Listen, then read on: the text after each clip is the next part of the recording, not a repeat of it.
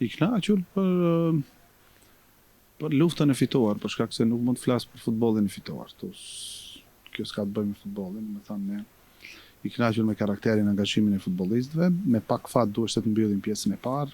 Pranuam gol në moment shumë decisiv, në moment shumë negativ. Pastaj kishte momente ku edhe rrezikuam mbrapa, kishim momente ta fitojmë, por kishim momente edhe ta humbim ndeshjen, por e rëndësishme është që ne rrezikuam, futëm edhe lojtar më shumë ofensiv dhe unë gjithmonë them që fati gjithmonë i ndjek ata të cilët janë luftar, ata të cilët janë trima dhe ata të cilët japin maksimumin, normalisht. Tani nëse kthehemi në Kavadar ku barazuam në çastet e fundit pjesës së parë dhe ish vendimtare për përmbysjen që e bëm dytën, sot ndodhi e kundërta. Të pëlqen ky lloj i një tjetër karakteri që skuadra tregoi, sepse në këtë fushë, në këta kushte, ku rrezikuam edhe të humbasim, si thatë ju, në fund erdhi goli 2-1 dhe që nuk është rastësisht mund të shënonim edhe të tretin.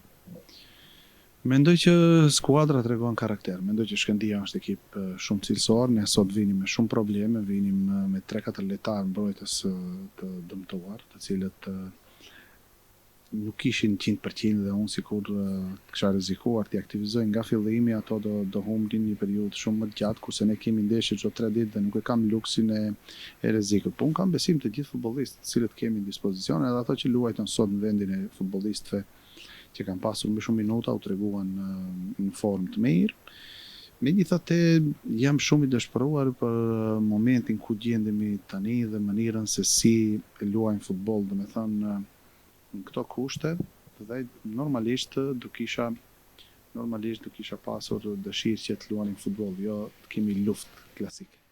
Mendon që me gjithë këto që i the, kjo fitore është një pikë kthese dhe Shkëndija po jep sinjalin që keni punë me një skuadër serioze që nuk ka thënë akoma fjalën e fundit dhe ky triumf është sinjal që ata që janë para nesh dhe ata që synojnë të na ndjekin do kenë problem sepse Shkëndija nuk dorëzohet.